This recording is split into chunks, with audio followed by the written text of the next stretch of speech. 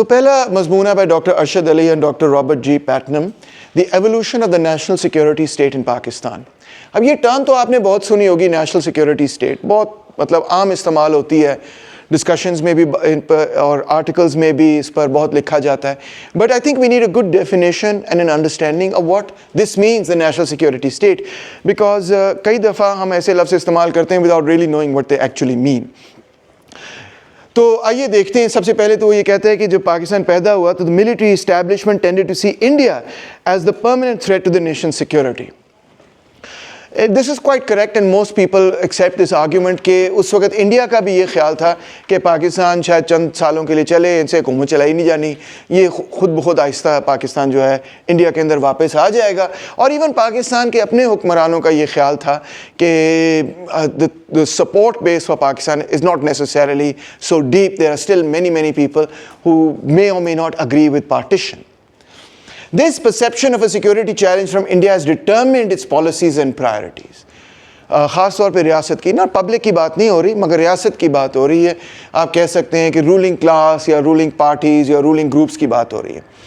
اور یہی وجہ ہی says that Pakistan spent about 60.69% of its government expenditures on defense in the first 11 years following its independence.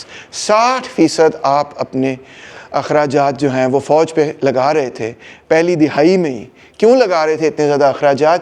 کیونکہ آپ کو یہ ڈر تھا کہ انڈیا سے کوئی فوج کشی ہو جائے. یہ حقیقت تھی یا نہیں تھی؟ پرسیپشن تھی. تو لہٰذا اور رولنگ گروپ کے اندر، رولنگ کلاس کے اندر پرسیپشن ضرور تھی. اب let's try and understand what is the national security state. یہ جو ٹرم ہے یہ بیسکلی ورلڈ وار 2 کے بعد استعمال ہونی شروع ہوئی، یعنی کہ جس کو ہم کولڈ وار کا پیریڈ کہتے ہیں، اور یہ کولڈ وار کے ساتھ جڑی ہوئی ٹرم ہے. It means some thing very different from national defence. ٹھیک ہے، ان دو ٹرمز کو آپ نے علیحدہ دیکھنا. نیشنل ڈیفینس کا مطلب ہے ٹیریٹوریل انٹیگریٹی، کہ ہمارے ملک کے اندر کوئی دوسرا ملک آ کے مداخلت نہ کر سکے، ہمیں اتنے تگڑا ہونا چاہیے. مگر national security is different from national defence. اکثر پولیٹیکل سائنٹسٹ اور عام لوگ بھی جو اخباروں وغیرہ میں لکھتے ہیں وہ ان دو چیزوں کو ڈفرینشیٹ نہیں کرتے، مگر اس آرٹیکل کے اندر یہ بڑی کلیئرلی ڈفرینشیٹڈ ہے. This idea was born in the Cold War. Not defense, but security. This is different. They sound the same, you know. Defense, security, ایک ہی بات ہے, but they're not the same. Okay? In 1948, President Truman said, quote, that the loss of independence by any nation, note, not US, by any nation adds directly to the insecurity of the United Nations and all free nations. اس سے ان کی کیا مراد تھی؟ Truman صاحب کی کیا مراد تھی؟ یہ لفظ تو انہوں نے استعمال کیا، loss of independence by any nation. اس سے کیا ان کی یہ مراد تھی کہ اگر فرانس جو ہے وہ انڈو چائنا میں چلا جائے تو انڈو چائنا کی انڈیپینڈنس جو ہے وہ لوز ہو جائے گی؟ تو یہ مراد تھی؟ نہیں. اس سے کیا ان کی یہ مراد تھی کہ لیٹن امریکہ کے اندر ڈکٹیٹر آ گئے تو بڑا برا ہوگا؟ نہیں.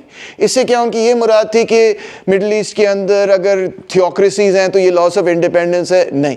ان سے ان کی مراد بڑی صاف صاف یہ تھی کہ اگر کوئی بھی کنٹری جو ہے وہ سوشلسٹ ہو گئی تو that is equal to loss of independence. ان کے ذہن میں یہ بات تھی کہ وہ پرو سوویٹ کنٹری بن گئی.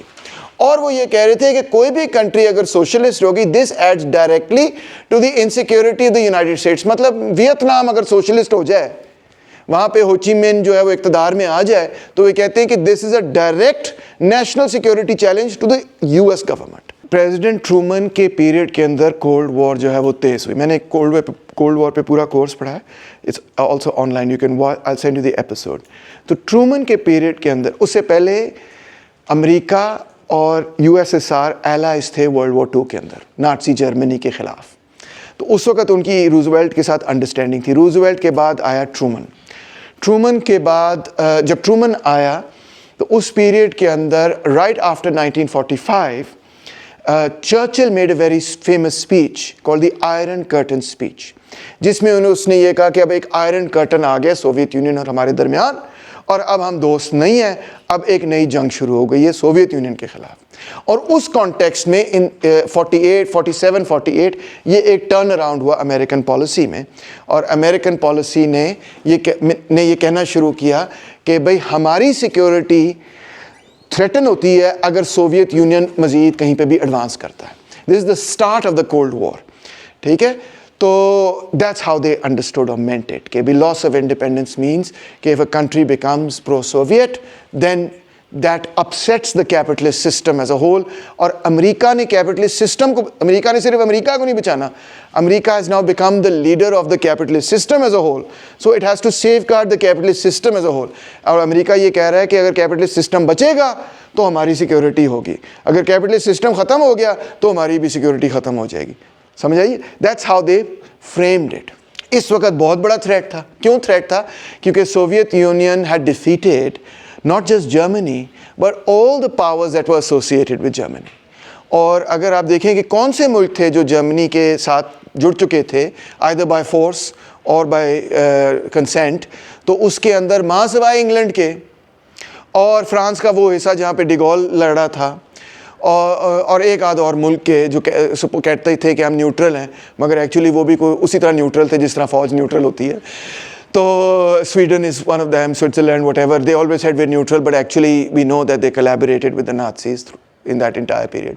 تو بیسکلی پورے کا پورا یورپ جو تھا, سینٹرل یورپ, ایسٹرن یورپ, سارا یورپ نازیز نے اور فیشسٹ نے اکٹھے ٹیک اوور کر لیا تھا. پھر پوری یورپ کی کمبائنڈ فورس انہوں نے استعمال کرتے ہوئے, انڈسٹریل فورس استعمال کرتے ہوئے انہوں نے سوویت یونین پہ حملہ کیا تھا. تو Soviet union didn't just fight Germany, they fought basically the industrial might of the whole of Europe, and they had defeated it. So when they defeated it, and pھر a few years later in 49 China کے اندر بھی Mao Zedong had won the civil war in October 49 and had taken power. Indochina میں communist revolution وغیرہ, تو communist revolution was spreading very rapidly. So اس وجہ سے اس period کے اندر president Truman felt کہ بھئی ہمارا جو دنیا کے اوپر ویسٹ کی جو ایک ہیجمنی ہے وہ ٹوٹ رہی ہے, people are going towards communism, right. So that's how they understood it. So national security was about a global war against socialism. It was not just about America. It was a global war to save capitalism really. So اس کے تحت 47 میں they passed the National Security Act, جس میں انہوں نے نئے institutions بنائے امریکہ نے to fight the Cold War, to fight the Soviet Union. اس میں نیشنل ملٹری اسٹیبلشمنٹ شامل تھی, نیشنل سیکیورٹی کاؤنسل شامل تھا, CIA شامل تھی, اور نیشنل سیکیورٹی ریسورس بورڈ بھی شامل تھا کہ بھئی ہم نے سوشلزم کو ڈیفیٹ کرنا. اور بھی بہت ساری چیزیں شامل تھیں, مگر under the national security act یہ چیزیں تھیں. تو امریکن کرٹکس یہ کہتے ہیں کہ this is when the US transformed into a national security state. سمجھے؟ سیکیورٹی اسٹیٹ سے مطلب یہ تھی کہ صرف اب امریکہ کی ڈیفینس کی ان کو پرواہ نہیں ہے, سیکیورٹی سے ان کی مراد یہ تھی کہ ہم نے کیپٹلزم کو سیکیور کرنا ہے. اس کا مطلب یہ ہے کہ ہم نے دنیا کے اندر سوشلسٹ موومنٹس کو ڈیفیٹ کرنا ہے. اس کے لیے CIA بنی تھی نا. CIA کوئی امریکہ کی سوئل کے اندر نہیں کام کرتی, CIA کا کام ہے دنیا کے اندر کام کرنا. امریکہ کی سوئل کے اندر کام جو ہے وہ FBI کی ذمہ داری ہے. FBI works within the country, CIA works outside of the country. So why was the CIA set up? In 47, it was reorganized. There was already an intelligence agency. It was reorganized as the CIA to fight communism. ٹھیک ہے, clear ہوگی بات. سو کیا تھا وہ نیا national security paradigm جو امریکہ نے متعارف کرایا؟ اس میں یہ چیز تھی سب سے پہلے the realist theory of international relations, کہ power is the most important thing, it governs relations between countries, so we have to acquire power. اور پاور میں جو سب سے امپورٹنٹ چیز تھی was military power. That is the primary instrument of the state for maintaining its national security interests. So America started investing heavily. They already had the bomb. They started investing heavily کہ ہم bombs بنائیں, ہم weapons بنائیں, ہم فوج کو تگڑا کریں, ہم نیٹو کو تگڑا کریں. This of course is the period جب نیٹو کو بھی آرگنائز کیا جا رہا ہے. Such states maintain an appearance of democracy, but ultimate power rests with the military or within a broader national security apparatus. امریکہ میں military as such کے پاس تو پاور نہیں تھی over the civilians, مگر ہاں جو national security apparatus انہوں نے بنایا, ایک پورا جو apparatus بنایا, that began to govern American foreign policy. ٹھیک ہے, ڈومیسٹک پالیسی کے اندر آپ چھوٹا موٹا کر سکتے ہیں کہ بھئی کلچرل وارز کرتے پھریں یا جو مرضی کرتے پھریں, مگر گلوبل پالیسی پہ جو ہے نا, جو آپ کا جو سیکیورٹی apparatus ہے جس کا مین گول یہ ہے کہ کمیونزم کا مقابلہ کرنا ہے, وہ بیسکلی امریکہ کی فارن پالیسی پر چھا گیا. ٹھیک ہے. So that's why we say there was an appearance of democracy. Really, the most important decisions were taken by the national security apparatus. Military manages also now the economy. In fact, it develops what we call the military industrial complex. One of the key things, for example, in this Cold War was कि America ने ये कहा, ख़ास तौर पे जब 50s के अंदर, I believe it was 57, I might have the date slightly off, but I think it's 57 के Soviet Union ने sent the first man into space, whose name was Yuri Gagarin. तो वो तो दुनिया एक तरह से हिल गई कि सोवियत यूनियन ने खला के अंदर इंसान को भेज दिया. ये कैसे कर लिया उन्होंने? This is amazing. पहले उन्होंने सैटेलाइट भी भेज दी थी, फिर उन्होंने कुत्ता भी भेजा, फिर उन्होंने बंदा भी भेज दिया, फिर उसके बाद they also Saint the first woman into space, they built the first space station, blah blah blah. They were leading in the space race. So they were able to say कि देखो socialism works, we are on the cutting edge of scientific research. उधर से वो कहते हैं कि जी incentives नहीं है तो economy नहीं grow करेगी. है देखो साड़ी economy की नहीं grow कर रही है. World War II के अंदर इतनी जितनी devastation सोवियत यूनियन में हुई कहीं नहीं हुई, और एकदम से rapid recovery, और recovery के बाद फिर cutting edge पे पहुंच गए और बम भी बना लिया उन्होंने. तो एकदम से दुनिया को ना जोल्ट लगा. इसी की वजह से इनफैक्ट जब उन्होंने यूरी गागारिन को भेजा तो कैनेडी ने कहा कि भाई नासा को जो है ना ये मिशन दो कि हमने मैन ऑन द मून भेजना है. चांद पे हम पहले पहुंचे, इसमें तो हम हार गए, उसमें हम पहले पहुंचे. ठीक है, तो फिर उसके बाद उन्होंने फिर वो पूरा एक अपोलो मिशन वगैरह तैयार करना शुरू किया. सो एनीवे ये उस वक्त सारा चल रहा था. अब इसको करने के लिए, नासा को करने के लिए, ऑर्गेनाइज करने के लिए military industrial complex played a central role. ये जो कंप्यूटर्स की डेवलपमेंट थी, ये जो इंटरनेट की डेवलपमेंट हुई, ये जो सेमीकंडक्टर्स की डेवलपमेंट हुई जिससे कंप्यूटर्स पॉसिबल हुए, ये सारी की सारी जो डेवलपमेंट नई टेक्नोलॉजी है ना, जिसको हम साइंटिफिक एंड टेक्नोलॉजिकल रेवोल्यूशन कहते हैं, the third scientific and technological, some people call it the third scientific and technological revolution. ये सब कुछ बेसिकली नासा का स्पिन ऑफ था. यानी कि ये मिशन था 50s के अंदर. और एक दिलचस्प बात आपको ये बताऊं कि 50s के अंदर अमेरिका वाज कन्विंस्ड कि हम सोवियत यूनियन से एजुकेशन में भी पीछे हैं, और उन्होंने एक पूरा एजुकेशनल रिफॉर्म इंट्रोड्यूस किया अपने स्कूलों के अंदर कि भाईजान आज से हमने थियरी ऑफ एवोल्यूशन पढ़ानी है, डार्विन पढ़ाना है, हमने ये पढ़ाना है, हमने साइंस पढ़ानी है, हमने फलाना पढ़ाना है, हमने टीवी पे साइंस के प्रोग्राम्स करने हैं, क्योंकि सोवियत यूनियन ये सब कुछ कर रहा है और वो आगे निकल गया और हम पीछे रह गए. तो बहुत बड़ा चेंज था इनफैक्ट अमेरिका के अंदर एजुकेशन में, पॉलिटिक्स में, you know science and technology में धड़ाधड़ इन्वेस्टमेंट कर रहे थे. और ये इन्वेस्टमेंट जो है this was not privately funded. Main बात ये कि ये प्राइवेटली फंडेड नहीं थी. वजह क्या थी? क्योंकि प्राइवेटली फंडेड चीज़ जो है वो तो उस चीज़ पे काम करेगी जिसमें क्विक टर्न अराउंड होगा कैपिटल का. तो ये क्विक टर्न अराउंड वाली चीज़ें थोड़ी थी. मैन ऑन द मून में क्या प्रॉफिट बनाना है आपने, अनलेस के you discover oil there, but then how do you get it back to the earth, right? It's very difficult. तो इसमें कोई प्रॉफिट नहीं है. ठीक है ना. इवन उस वक्त सेमीकंडक्टर्स और कंप्यूटर्स और इंटरनेट बनाने में कोई क्विक प्रॉफिट नहीं था. ये तो बाद में जाके प्रॉफिट की तरफ आए, बहुत 2-3 डेकेड्स बाद जाके ये प्रॉफिटेबल बने, जब ये कंप्यूटर्स इतने छोटे हो गए कि you could have a personal computer. उस ज़माने के अंदर कंप्यूटर इतने बड़े होते थे कि इतने बड़े बड़े ह्यूज कमरों के अंदर कंप्यूटर आते थे. तो MIT का पहला कंप्यूटर आपने कभी देखा हो तो वो जो मेरे पास सेल फोन के अंदर कंप्यूटर है ना, वो उससे को मतलब 1 लाख गुना ज़्यादा पावरफुल चीज़ है जो वो बनाते थे उस ज़माने के. इवन मैं आपको मज़ेदार बताऊं कि मुझे भी याद है कि जब हम पहले मैंने पहली दफ़ा कंप्यूटर्स की क्लास ली, तो मैं स्कूल में पढ़ रहा था 9th क्लास में, पहली दफ़ा हमने कंप्यूटर देखा और उसकी पहली क्लास ली, टीवी के अलावा असल में कंप्यूटर देखा. तो मुझे याद है कि उन पे जो कंप्यूटर्स थे ना, जब हम लैब में गए, कंप्यूटर लैब में 10 कंप्यूटर पड़े हुए थे, हम तो हमारे तो हम अमेजिंग कंप्यूटर्स देख के पागल हो गए. अच्छा, उसमें सिर्फ एक कंप्यूटर था जिसमें हार्ड डिस्क थी, और किसी कंप्यूटर में हार्ड डिस्क नहीं थी जनाब. वहाँ पे फ्लॉपी डिस्क लगती थी. डॉस से आप स्टार्ट करते थे, फिर आप फ्लॉपी डिस्क डालते थे. तो फ्लॉपी डिस्क के डब्बे हम कैरी कर रहे होते थे हर जगह. और वो फ्लॉपी डिस्क पे पता है क्या उसकी मेमोरी होती थी? किलोबाइट्स में. 8 किलोबाइट्स, 16 किलोबाइट्स, 32 किलोबाइट्स, ये उनकी मेमोरी होती थी. अच्छा, और जो सबसे सुपर कंप्यूटर था ना वहाँ पे जो हमारे स्कूल में, जिसको कोई हाथ नहीं लगा सकता था सिवाय टीचर्स के, उसके अंदर हार्ड डिस्क थी. ओए हमारे लिए तो इट्स लाइक यार वी टच्ड इट टुडे. तो उसमें हार्ड डिस्क की जो मेमोरी थी ना, वो हम कहते थे यार व्हाट एन अमेजिंग कंप्यूटर है. उसकी मेमोरी थी 20 मेगाबाइट्स, गीगाबाइट्स बोल गया हूँ, 20 मेगाबाइट्स थी उसकी मेमोरी। आज जो आप वो एक क्लिक मारते हैं ना तस्वीर से, उस क्लिक की शायद इतनी रेजोल्यूशन हो, if you do it in 4K और व्हाटएवर, कि वो 20 megabytes hoti. So that was the technology in my own age, in my own time. God, I sound like my father, sorry. But yeah, it changed so dramatically, it was amazing.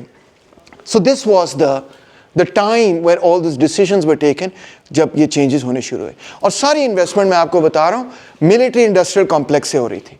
यानी कि जो रियासत थी ना वो invest करती थी, वो MIT से कहती थी कि सानू कंप्यूटर बना के दो, कितने पैसे चाहिए देने, वो कहते थे सर नहीं बन सकता, नहीं बना के दो, कितने पैसे चाहिए, 10 मिलियन कम से कम, ये लो 20 मिलियन पकड़ो, बना के दो हमें कंप्यूटर, हमें इंटरनेट बना के दो, हमें फलाना बना के दो. तो ये तो डारपा जो कि उनका डिफेंस का डिपार्टमेंट था, डारपा ने आपको ये इंटरनेट बना के दिया, आपको पता है. इसकी किसी वक्त और हिस्ट्री आपको पूरी बताऊंगा. बट बहरहाल that was what was going on. So military started to manage the economy. और फिर जो जहाज़, हवाई जहाज़ की रेस शुरू हो गई. उनके पास मिग था तो इन्होंने कहा हम भी अच्छे जहाज़ बनाए, कोई F-16 बनाए. मैकडोनल्ड डगलस से कहा तुम जहाज़ बनाओ, तुम भी जहाज़ बनाओ. ये वो जहाज़ों की एक पूरी रेस चली, वेपन्स की रेस चली. अच्छा उनके पास क्लैचनिकॉव है, हम M16 बनाए, वगैरह वगैरह. हर चीज़ में एक टेक्नोलॉजिकल रेस चल रही थी सोवियत यूनियन के साथ. और वहाँ पे भी स्टेट इन्वेस्टमेंट थी और आयरॉनिकली यहाँ पे भी स्टेट इन्वेस्टमेंट थी.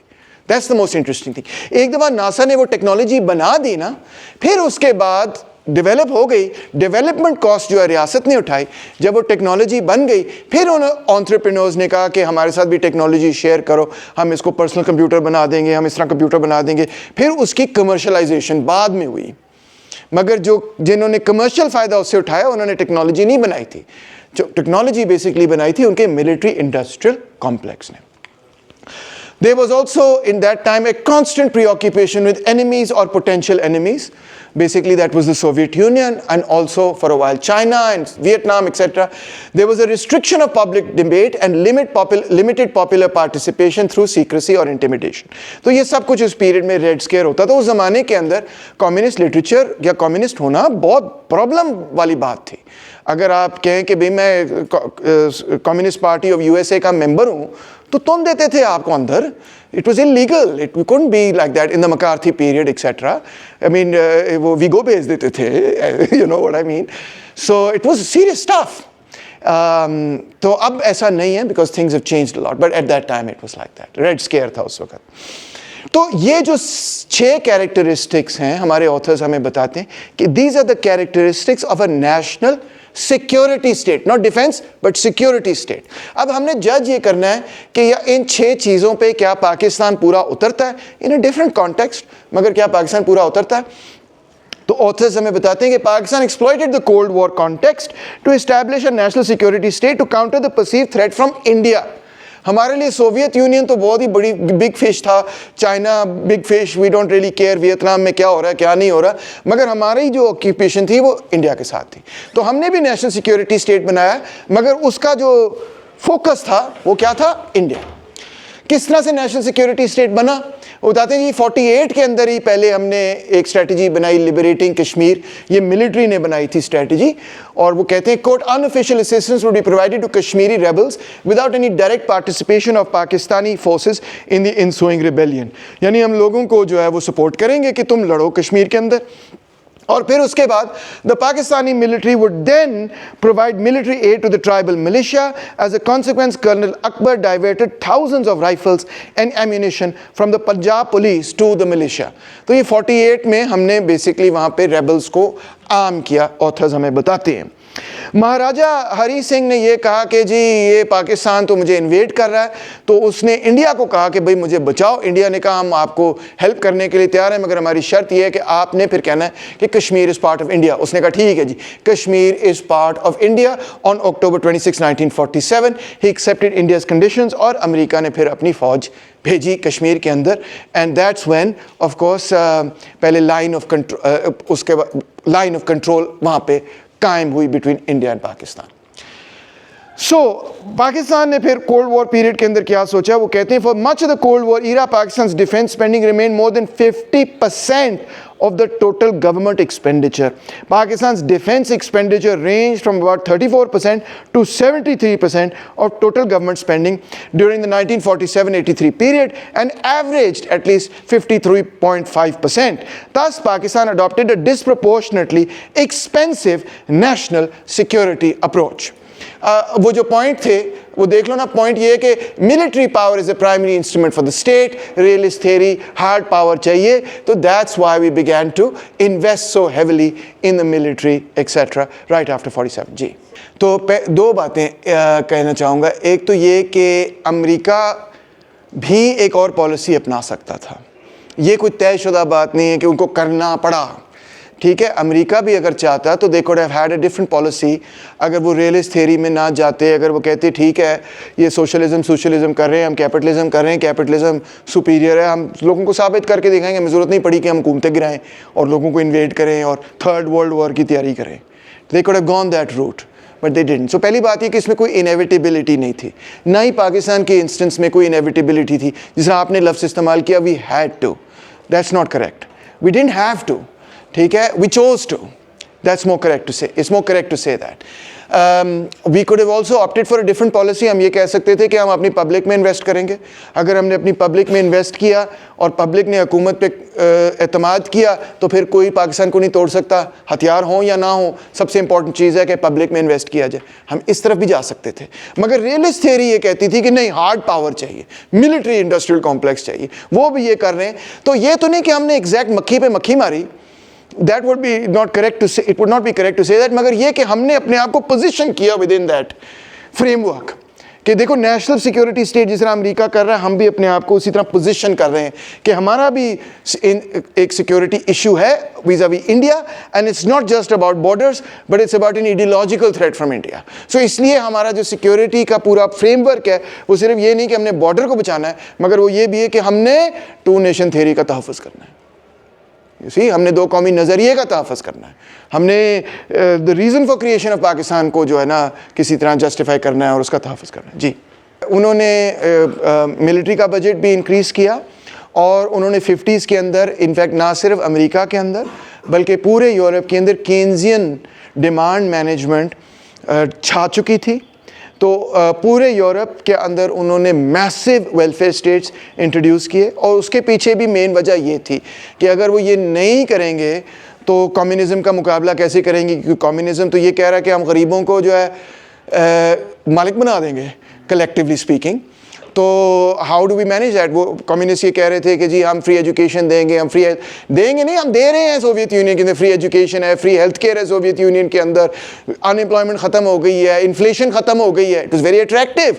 तो कैपिटलिस्ट कंट्रीज़ ने भी ये सोचा कि भाई हमें भी कुछ करना पड़ेगा, सिर्फ लड़ाई के ज़रिए तो नहीं हम सोवियत यूनियन का मुकाबला कर सकते, हमें कुछ अपनी पब्लिक को देना पड़ेगा ये कहने के लिए कि नहीं नहीं इनकलाब ना करो, हम will take care of things, ठीक है ना।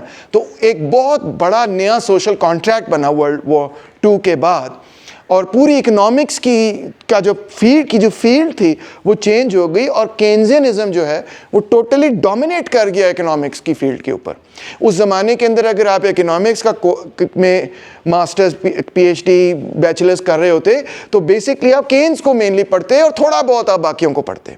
आज बिल्कुल उलट हो चुका है, आज आप केन्स को थोड़ा बहुत पढ़ लेते हैं मैक्रो इकोनॉमिक्स के अंदर, मगर मेनली फोकस जो है जो माइक्रो जिसको इकोनॉमिक्स कहते हैं वो न्यू लिबरल इकोनॉमिक्स हो गई है, ठीक है। तो ये बहुत बड़ा चेंज है, ये चेंज आना शुरू हुआ आफ्टर द 70s, मगर you could say between at the end of the second world war 45 के बाद से लेके तकरीबन 73 तक टोटली केन्स का दौर था और डिमांड मैनेजमेंट और वेलफेयर स्टेट का दौर था, और वेलफेयर स्टेट ग्रो करी जा रहा था, कम नहीं हो रहा था।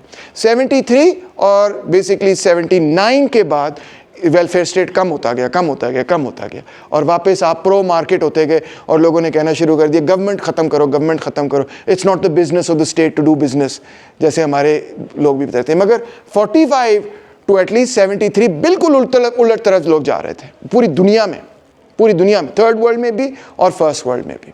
Basically Pakistan attempted to situate itself within this larger framework of building a national security state. Now, US started to enter formal negotiations with the Pakistani leadership in 53. Already 48 के अंदर उन्होंने हमें aid भी दी थी, PL 480 it was called, और 53 में और उससे और सीक्रेट नेगोशिएशंस भी जारी थी, 53 के अंदर ओपन नेगोशिएशंस भी जारी थी। और ये 53 के अंदर ही एक वजह है कि ये 53 के अंदर ही पिंडी कंस्पिरेसी केस होता है और फैज़ अहमद फैज़ को वो जेल में डाल देते हैं कि इसको सजाए मौत दी जाएगी। Faiz Ahmad Faiz was going to get the death sentence. Why? For trying to overthrow the government. What was he alleged to be doing? He's a communist who's trying to overthrow the government. ठीक है ना? So this is called the famous Pindi conspiracy case. और पाकिस्तान के अंदर भी communist party ban हो गई 53 के अंदर, ठीक है, पिंडी कंस्पिरेसी केस के बाद। And possession of communist literature was a criminal offence in this country. Let alone के बैठ के मैं क्लास के अंदर पढ़ाऊँ कि मार्क्सिज्म क्या है या मार्क्सिज्म के कोर्सेज पढ़ाऊँ, couldn't be done, ठीक है, this is totally like couldn't be done। अच्छा, सो क्या हुआ कि उन्होंने कहा कि हमें मिलिट्री बेस दो अपने मुल्क के अंदर। किसके खिलाफ? सोवियत यूनियन के खिलाफ। और हमने उसको इस्तेमाल करना है, और अगर आप हमें मिलिट्री बेस दोगे तो हम तुम्हें आपको जो है फाइनेंशियल और मिलिट्री एड भी देंगे। और हमने मिलिट्री बेस दिया जहाँ से उनके बड़े स्पेशल किस्म के एयरक्राफ्ट्स और लिसनिंग डिवाइसेस थी जो कि यहाँ पाकिस्तान से टेक ऑफ करती थी और सोवियत यूनियन के ऊपर उड़ती, वो जहाज़ उड़ाते थे। और वो जहाज़ था called U2 plane, not the band U2, this was a plane जो कि बहुत हाई एल्टीट्यूड पे उड़ता था, इतनी हाई एल्टीट्यूड पे जिसकी कोई हादिस कोई नहीं ना। तो इतनी हाई एल्टीट्यूड पे था कि it was very difficult to intercept it. जो मिग्स वगैरह थे उसको उनको इंटरसेप्ट करने में मुश्किल होती थी। तो और वो क्या करता था, तस्वीरें खींचता था, रेडियो फ्रीक्वेंसीज ये वो जो भी सारी स्पाइंग करता था, और वो उड़ता था पाकिस्तान से। 62 में सोवियत यूनियन ने वो जहाज़ गिरा दिया U2 का प्लेन, और उसने बंदे को भी पकड़ लिया जो पायलट था। उस बंदे का नाम था गैरी पावर्स। और गैरी पावर्स से उन्होंने पूछा कित्था किदा, जैसे पंजाबी में कहते हैं कित्थों आए हो तुसी, कहना जी मैं इधरों पेशावरों उड़िया सी। उसने साफ बात कर दी, उसने कहा मैं तो पाकिस्तान से उड़ा था। तो वो बहुत बड़ा स्कैंडल बन गया कि भाई तुम ये क्या कर रहे हो हमारे खिलाफ, सोवियत यूनियन ने कहा पाकिस्तान की गवर्नमेंट को। बहरहाल on October 7th in 58, Governor General Iskandar Mirza in coordination with General Ayub Khan removed the constitutional government, वो भी by the way elected government नहीं थी मगर constitutional थी, and imposed martial law administration in Pakistan। तो ये पहला martial law कायम हुआ। और इस martial law की अगर आप inside story में जाएं ना, तो inside story ये है कि अमेरिका 50s के अंदर ये प्रेफर करता था कि थर्ड वर्ल्ड कंट्रीज के अंदर मिलिट्री डिक्टेटरशिप आ जाए, बेहतर है कि मिलिट्री आ जाए। यस, अब बड़े बनते हैं, वो कहते हैं कि हम तो बड़े डेमोक्रेट्स हैं, मगर third world countries Latin America के अंदर ख़ास तौर पे वो प्रेफर करते थे कि डिक्टेटरशिप आए। दे वांटेड कि भाई मिलिट्री आए, बिकॉज दे आर्ग्यूड, और ये सारी चीज़ें अब डिक्लासिफाइड है, ओपन है, everybody is written about them, कोई कंस्पिरेसी थियरी नहीं है। वो ये कहते थे कि military is the surest guarantee कि कम्युनिस्ट इक़्तिदार में नहीं आएंगे। मेन वजह ये थी, हम मिलिट्री को तगड़ा करेंगे, मिलिट्री जो है कम्युनिस्टों को रोकेगी, अदरवाइज ये इतने पॉपुलर हैं ये इलेक्शन के ज़रिए ना आ जाए। तो दे एक्चुअली सपोर्टेड डिक्टेटरशिप। इन अयूब खान ने डायरेक्ट लेटर लिखा, वो लेटर भी डिक्लासिफाइड है कि अगर हम ये करें तो आप सपोर्ट करेंगे। उन्होंने कहा green light, yes. And so that's how this first martial law came about. It was Thums up from the US के खिलाफ नहीं हुआ, यूएस से अप्रूव था। एंड देन जुडिशरी ने भी इसको प्रूव कर दिया 58 के अंदर। उन्होंने कहा डॉक्ट्रिन ऑफ नेसेसिटी, बड़ा फेमस लफ्ज़ है, नज़रिया ज़रूरत के तहत उन्होंने किसको ज़रूरत थी? अयूब खान को शायद ज़रूरत हो, बाकी मुल्क को ज़रूरत थी या नहीं, इज़ अप फॉर डिबेट। तो इस तरह फिर उसके साथ साथ ही Pakistan had already joined the south east Asian treaty organisation सीटो इन 54 एंड द बगदाद पैक्ट इन 55, जिसका बाद में नाम बन गया सेंटो, सेंट्रल ट्रीटी ऑर्गेनाइजेशन। अब ये क्या बला है सीटो और सेंटो? सब लिख देते हैं मजमून में, किसी को पता नहीं सीटो सेंटो क्या है। सीटो basically was aimed against the communist in Indo China and in China. Asia के अंदर जो कम्युनिस्ट हैं, वियतनाम के अंदर जो हो ची मिन लड़ रहा था उस वक्त, किसके खिलाफ? फ्रेंच कॉलोनियल गवर्नमेंट के खिलाफ। भाईजान हम उनको सपोर्ट कर रहे थे, यानी कि हम उनकी इंडिपेंडेंस के खिलाफ जो पैक्ट बना था उसका हिस्सा थे। اور بھی شاکنگ بات کہ سینٹو بیسکلی بنا تھا, آپ دیکھ سکتے ہیں 55-58 یہ بنا تھا کہ جب گمال ناصر نے, ایجپٹ کے پریزیڈنٹ نے سوئز کنال کی نیشنلائزیشن کر دی تو اس کے خلاف بنا تھا. تو امریکہ نے کہا کہ یہ کمبخت ناصر جو ہے نا یہ پرو سوویت ہو گیا ہے, اس کو روکنا ہے, یہ کمیونسٹ انفلوئنس مسلمانوں میں بڑھا رہا ہے, اس کو روکنا ہے. اس کے خلاف انہوں نے یہ پیکٹ بنوایا اور پاکستان ایجپٹ کے خلاف اس پیکٹ کے اندر شامل رہا. شاکنگ. سو دی الائنس, اس پہ بڑا جھگڑا ہوا بائی دا وے, سینٹو پہ بھی, سیٹوں پہ کم ہوا, سینٹو پہ تو بڑا جھگڑا ہوا پاکستان کے اندر, کیونکہ جو پولیٹیشنز تھے انہوں نے کہا how can we join a pact against Egypt, you know, and these countries that are fighting against colonialism. Egypt کے لیے بہت اس پیریڈ کے اندر ہمدردی تھی, کیونکہ بھائی انہوں نے اپنی سوئز کنال واپس لی تھی اور اسرائیل سے لڑائی کی تھی اس کو واپس لینے کے لیے, فرانس سے لڑائی لی تھی, انگلینڈ سے لڑائی لی تھی, یہ تو کلونیل پاورز تھی. تو ہم کلونیل پاورز کے ساتھ ہو جائیں اور ایک تھرڈ ورلڈ کنٹری جو مسلمان ملک بھی ہو اور ہمارے جیسا ملک اس کے خلاف ہو جائیں, تو بڑا شاکنگ تھا یہ پبلک کے لیے. اوکے, سو اب یہ جو alliance ہے, it provided strategic facilities, air bases in Pakistan, it enabled the US to observe and monitor activities in the Soviet Union, اور پاکستان کو پھر بہت پیسے بھی ملے, 8.7 billion in economic and military aid from 51 to 59. ٹھیک ہے, اور اس کے بعد اور بھی بڑھتی گئی ایڈ, 60s میں اور زیادہ بڑھتی گئی. تو جس کو ہم کہتے ہیں نا decade of development, miracle, Ayub's miracle, basically Ayub's miracle was made possible with US aid. ٹھیک ہے, اس میں کوئی ابہام نہیں ہونا چاہیے, کوئی don't be confused about it. I have the data, I can show it to you کہ یہ امریکہ نے ڈالر سے بھر دیا اس ملک کو, ٹیکنالوجی بھی دی ہمیں بہت ساری, گرین ریولوشن کی اینڈ سو آن, کہ بھئی Ayub is our man against the Soviet Union, against China, Vietnam, whatever it we need. اچھا, اسی پیریڈ میں پھر ملٹری بزنس یا ملٹری انڈسٹریل کمپلیکس بھی ڈیولپ ہوتا ہے.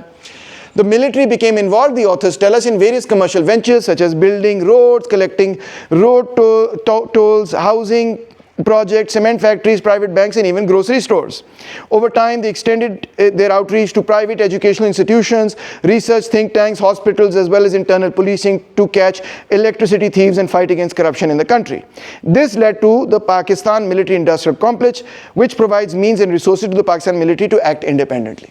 تو اس طرح ایک ملٹری انڈسٹریل کمپلیکس, اس سائز کا تو نہیں جو امریکہ کا ملٹری انڈسٹریل کمپلیکس تھا, وہ تو بہت ہی ہیوج بلینز آف ڈالرز کا تھا, مگر پاکستان نے بھی چھوٹا موٹا ملٹری انڈسٹریل کمپلیکس بنایا یا بنانے کی کوشش کی. اس کے علاوہ دیکھیں انہوں نے فوجی فاؤنڈیشن بنائی, army welfare trust, Shaheen foundation, Bahria foundation, ex military service man personnel under the 1889 charitable endowments act. اور کیونکہ انہوں نے کہا کہ یہ ساری چیریٹیز ہیں, یہ فار پروفٹ انسٹیٹیوشنز نہیں ہیں, تو such foundations transformed into large business conglomerates which are operating more than 700 companies and hold at least 10% shares of the country's private sector assets. مگر بات یہ ہے کہ they are exempt under Pakistani tax laws as they are proclaimed to be welfare organizations. So فوج کی جو زیادہ تر corporate empire ہے نا, وہ ویلفیئر کی کیٹیگری میں رجسٹرڈ ہے, جس کی وجہ سے وہ ٹیکس وغیرہ ان پہ وہ نہیں لاگو ہوتا, ٹیکس فری ہوتا ہے نا ویلفیئر کی جو آرگنائزیشنز ہیں. So these foundations have 96 enterprises in which only 9 are publicly listed for accountability. In addition to this, the military establishment, public sector transport and communication agencies such as National Logistics Corporation, NLC بڑی مشہور ہے نا, is in charge of transportation, Frontier Works Organization, FW, construction کرتی ہے, special communications organization جو ہے وہ ٹیلی communications net work کرتی ہے. NLC کے پاس 1689 وہیکلز ہوتی تھیں, making it one of the largest public sector transport flats in Asia. NLC is huge. اچھا, ایک دلچسپ بات آپ کو یہ بتاؤں کہ ون آف دا ریزنس کہ Pakistan Railways is doing so badly, Pakistan Railways used to do great business, بڑا پروفٹ بناتی تھی پاکستان ریلویز, آپ کو پتہ ہے. پھر کیا ہوا کہ لیٹ 70s میں جب NLC قائم ہوئی, آئی بلیو 77 کے اندر, تو انہوں نے کہا کہ جو کارگو کے ٹھیکے ہیں نا جو ریل سے جاتے ہیں وہ NLC کو دیں, ہم بائی روڈ بھیجیں گے ان کو. اور اس کی ایک اور وجہ یہ بھی تھی کہ ریلوے کے اندر بہت بڑا یونین تھا, اور guess who control the union, Mirza Ibrahim. اور گیس کرو مرزا ابراہیم کس پارٹی کا ممبر تھا, communist party of Pakistan, under ground. انہوں نے کہا نہیں یہ تو آئے دن ہڑتال کرتے رہتے ہیں, تو ہم بائی روڈ لے کے جائیں گے.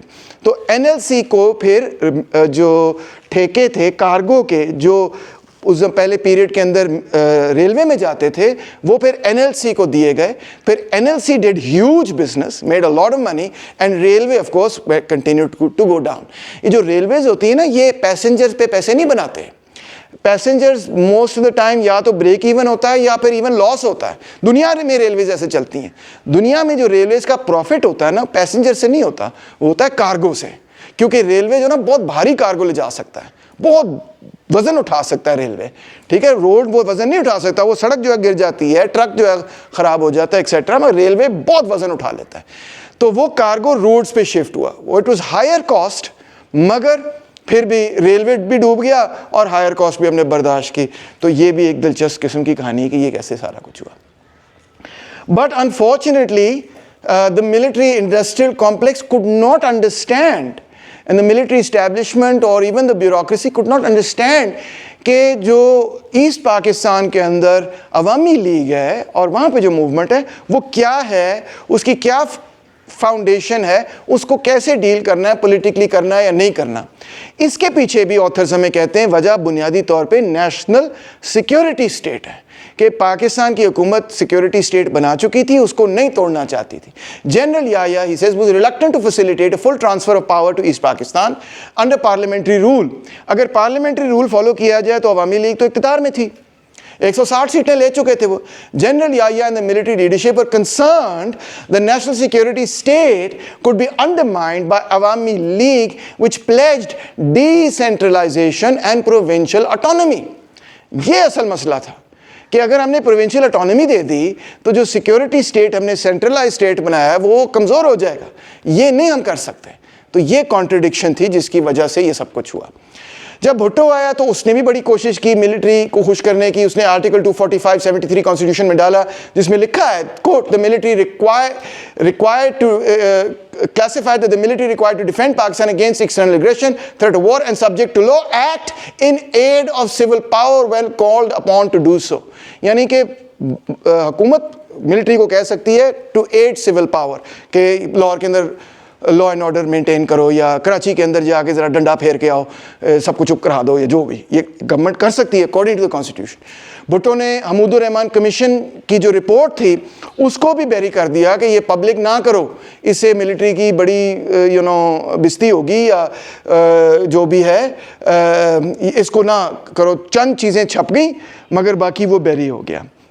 ابھی بھی چند چیپٹرز جو ڈی کلاسیفائڈ چیپٹرز ہیں وہ اویلیبل ہیں, مگر پوری رپورٹ اویلیبل مجھے تو نہیں ملی کہ کہاں پہ ہے. ٹھیک ہے, تو حمود الرحمان کمیشن کیا تھا؟ حمود الرحمان کمیشن یہ تھا کہ بیسکلی جسٹس حمود الرحمان کے تحت ایک کمیشن بنا تھا جس نے دیکھنا تھا کہ ملٹری کا کیا کانڈکٹ تھا ایسٹ پاکستان میں, آیا کہ انہوں نے قتل عام کیا نہیں کیا, کیا نہیں کیا. That was what the commission was about. تو اس کی جو فائنڈنگز تھی ان کو پوری طرح ڈی کلاسیفائی نہیں کیا. And Bhutto established the political wing of the ISI through an executive order in 1975. Irony of ironies دیکھو نا, کیونکہ پھر بھٹو کو ہی فوج نے اوور تھرو کیا. تو ISI کا پرائمری آبجیکٹو, خاص طور پہ اس کا جو پولیٹیکل ونگ تھا, ISI تو 48 میں ہی بن گئی تھی, مگر اس کا جو پولیٹیکل ونگ جو سب سے پاورفل تھا اس کا آبجیکٹو کیا تھا؟ To monitor the activities of communist, the minority Ahmadi Shia sects, cabinet ministers, opposition parties and party members of both the national and provincial assemblies. یعنی کہ جو پولیٹیکل فیلڈ ہے نا اس کو مانیٹر کرنا ہے کہ پالیٹکس میں کیا ہو رہا ہے. سر فہرست کمیونسٹ تھے, لیفٹسٹ تھے, اور باقی سارے بھی اس میں شامل تھے. ٹھیک ہے. Under Bhutto, the ISI political wing also got involved in vote rigging, bribing politicians, forming and breaking coalitions and intimidating some opposition parties and leaders. یہ بھٹو پیریڈ کے اندر وہ کہتا ہے شروع ہو گیا تھا, اس کے بعد پھر اسی طرح ہی رہا یا بڑھتا چلا گیا. میں نہیں کہہ رہا, آتھرز کہہ رہے ہیں. ٹھیک ہے. اچھا, تو پھر آیا Zia period. General Zia was the chief of the army staff, deposed the Bhutto government in July 1977, اور بعد میں بھٹو کو اس نے پھانسی دے دی. اور ملٹری نے پھر انٹروڈیوس کیا دی RCO, revival of the constitutional order. National security council وہ لے کے آئے کہ بھی ہم سے بات کر کے فیصلے کرنے. نیشنل سیکیورٹی کاؤنسل کیا ہے کہ ملٹری سے ڈسکس کر کے آپ نے پرائم منسٹر نے اور باقی لوگوں نے فیصلے کرنے. So they are on board literally as partners in the political government. They can't order the military to do something. They have to consult with the military before taking any decision. You know who does the consulting and who does the listening? I think I don't need to emphasize that. So in this way, the authors are contending کہ پاکستان میں controlled democracy بن گئی. Naan partisan elections 85 میں ہوئے. Junejo prime minister بنے. جنیجو نے ہی 8ویں ترمیم پاس کروائی. یہ 8ویں ترمیم کیا تھی؟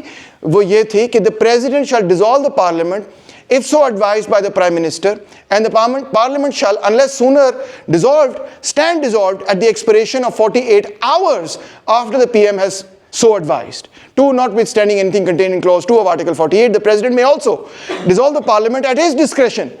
صدر جو ہے وہ اپنی مرضی پہ پارلیمنٹ کو ڈیزالو کر سکتا ہے. where in his opinion a situation has arisen in which the government of the federation cannot be carried on in accordance with the provisions of the constitution and an appeal to the electorate is necessary.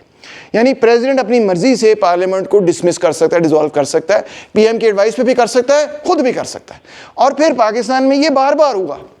90s میں تو ہوتا ہی یہ تھا, ٹھیک ہے, کہ حکومت آتی تھی, الیکٹ ہوتی تھی, آتی تھی, 2-2.5 سال چلتی تھی, پھر پریزیڈنٹ صاحب کہتے تھے واپس جاؤ, گھر چلے جاؤ, اور پوری گورنمنٹ واپس جاتی تھی, پھر الیکشن ہوتا تھا, پھر گورنمنٹ آتی تھی, پھر صدر صاحب کہتے تھے واپس جاؤ, پھر گورنمنٹ آتی تھی, پھر صدر صاحب کہتے تھے واپس جاؤ, چلتی جا رہا تھا, ٹھیک ہے.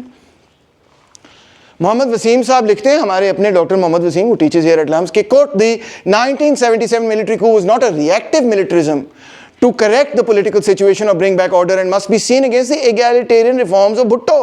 اصل مسئلہ یہ تھا کہ بھٹو نے جو egalitarian reforms کیے تھے اس کے خلاف یہ military coup ہوا.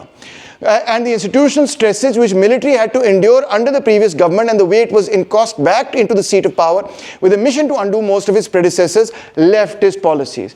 بھٹو کی جو چھوٹی موٹی leftist policies تھی ان کو undo کرنا تھا. Again, the authors contend why? For the revival or the safeguarding of the national security state.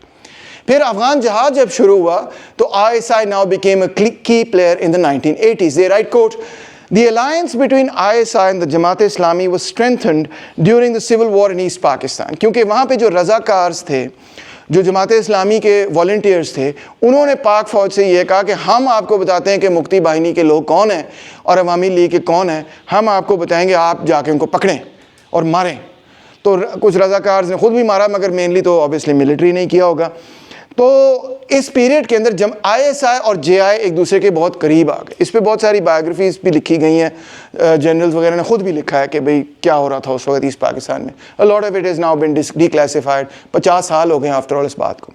Stephen Cohen, who's a very renowned historian, writes, quote, this began a long and sordid history of Pakistani state and its intelligence services using Islamist radicals to terrorize regime opponents, ethnic separatists, the moderate politicians, and where necessary even radical Islamists. مطلب انہوں نے Islamist کو اپنے national security state کا ایک طرح سے حصہ بنا لی. اس سے پہلے نہیں تھا. دلچسپ بات یہ ہے کہ 50s کے اندر مولانا مودودی کو حکومت نے بند کر دیا تھا اور ان کے خلاف سینٹنس پاس ہو گیا تھا, اور ڈیتھ سینٹنس بھی ہو سکتا تھا اوور دا احمدی رائٹس ان 53. پھر ان کو معافی مل گئی وغیرہ. So he was constantly in and out of jail also in the Ayub period. اور جماعت اسلامی ایوب خان کی بڑی سخت مخالفت کرتی تھی, اور مخالفت میں تھی, مگر یحییٰ خان کے ساتھ دوستی ہو گئی. اور میاں طفیل نے پھر اسٹیٹمنٹ دی کہ یحییٰ خان سچا اسلام نافذ کرنا چاہتے ہیں, اس لیے ہم ان کو سپورٹ کریں گے. وہ اسٹیٹمنٹ میرے پاس پڑھی, میں آپ کو دکھا دوں گا, اخباروں میں آئی. اس کی وجہ کیا تھی؟ یحییٰ خان کا جو آپریشن تھا ایسٹ پاکستان میں, جماعت اسلامی نے کہا ہم یحییٰ کے ساتھ ہیں, اس ملٹری آپریشن کے ساتھ ہیں. تو اس پیریڈ کے اندر یہ اتحاد جو ہے نا ISI اور جماعت اسلامی کا پکا ہو گیا, اور پھر اس کے بعد ٹوٹا نہیں. وہ یہ کہہ رہے ہیں the religious class now also became a new addition to Pakistan's national security state. کسی کو انٹیمیڈیٹ کروانا ہے تو اس پہ فتویٰ لگوا دو, ریلیجس فتویٰ لگوا دو, بلیسفیمی بلوسفیمی بھی چلتی ہے, جو مرضی وغیرہ, ٹھیک ہے. اب افغان جہاد شروع ہو گیا.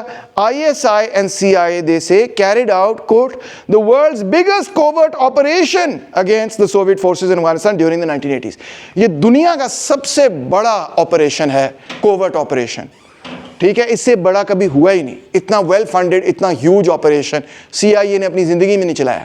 And CIA, of course, the largest intelligence agency with the most money and so on and so forth. This is the biggest ever. It transformed Afghanistan. میں تو یہ کہوں گا it sent Afghanistan back into the stone age.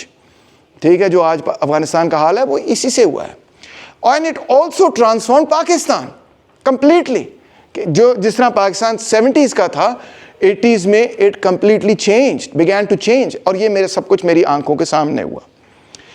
Reagan administration نے اور military aid دی اسلام آباد کو 3.2 billion 4.2 billion, US نے F-16s بھی دیے, پھر اس کے بعد اور ایڈ آئی 2 بلین ادھر ریزسٹنس گروپس کو آرمز وغیرہ ملے, سعودی عربیہ نے ایڈ دی, اور ملکوں نے بھی ایڈ دینی شروع کر دی, اینڈ سو آن. یہ پوری کہانی تھی. ISI personnel, the authors contend, personally fought alongside resistance fighters in Afghanistan against the Soviet Union. وہ تو کہتے رہتے نہیں ہماری کوئی انوالومنٹ نہیں, it's not true. وہ خود جا کے لڑتے رہے. General Akhtar, then ISI chief, planned these operations and sent dozens of ISI undercover teams inside Afghanistan to fight along the Afghan Mujahideen against the formidable Soviet forces. ISI officers did not wear military uniforms, obviously. They carried no identification. ISI estimated staff was around 2,078. Then it went all the way to 40,000 and had a budget of 5 billion at its disposal. Wow. So it became really very, very powerful. Like an endless supply of money. They didn't need to worry about money at any time. ٹھیک ہے. But there was a big blowback. You know the blowback. کہ یہ ISI established close relations with the religious class, وہ proxy بن گئے ان کے. But now when the Soviet Union retreated, you had at least 22,000 trained mujahideen, and Pakistan became a hotbed of Islamic extremism and terrorism. جو ابھی آپ نے اسلام آباد میں بھی دیکھا کہ کیا ہوا ہے, کیا ہو, اور بڑے عرصے سے دیکھ رہے ہیں آپ. تو یہ سارا کچھ اس افغان جہاد کا بلو بیک ہے جس کے اندر ان لوگوں کو ٹرین کیا گیا تھا, عام کیا گیا تھا, اکوپ کیا گیا تھا. وہ ختم ہی نہیں ہو رہا. وہ جہاد کب کا ختم ہو گیا, وہ افغانستان تباہ و برباد ہو گیا, وہ آج بھی ہمارے جس کو کہنا چاہیے نا گٹے گوڈوں میں پھنس گیا. کیا کریں اس کے بارے میں. So the conclusion is, yes, Pakistan is a national security state. It meets all the criteria. Criteria ke obsession with antagonism towards India. It has a controlled form of democracy. State prioritized military interests over nation building. وہی جو آپ نے سوال پوچھا تھا کہ was this the only option? Did they had to do this? No, they didn't have to do this. They could have done this as well. Nation building کی طرف resources بھی لگا سکتے تھے. Strong centralized government. Pakistan used Islamic militants as asymmetric warfare with India. کہ بھئی ہم ان کو بھیجیں گے, ہمارے پاس ڈینائبلٹی بھی ہے کہ ہمارا ان سے کوئی تعلق نہیں تو خود ہی کری جا رہے ہیں, etcetera etcetera. They restricted public debate and dominance over the civilian leadership led to the emergence of our hyper military industrial complex. So they say Pakistan is also kind of security state with two caveats, two things جو کہ different ہیں. ایک یہ کہ امریکہ کا national security state تھا مگر وہ ہمیشہ سویلین کنٹرول میں رہا. ملٹری جو ہے سویلین کو کنٹرول نہیں کرتی تھی, سویلینز ہی کال دا شاٹس اور ملٹری ان کے تابع ہی تھی. ایک یہ فرق ہے. دوسرا فرق یہ ہے کہ پاکستان کا جو نیشنل سیکورٹی اسٹیٹ تھا وہ پیورلی ایک نیبرہڈ اور لوکل معاملہ تھا, جبکہ امریکہ کا جو نیشنل سیکورٹی اسٹیٹ تھا وہ ایک گلوبل پیراڈائم اور گلوبل کولڈ وار کا حصہ تھا. ہمیں گلوبل کولڈ وار سے بہت زیادہ پرواہ نہیں تھی, ہمیں زیادہ پرواہ جو ہے وہ انڈیا کے حوالے سے تھی. اس کے اندر ہم نے اپنے آپ کو سچویٹ کیا کہ اس طرح کر کے ہم انڈیا سے مقابلہ کریں گے.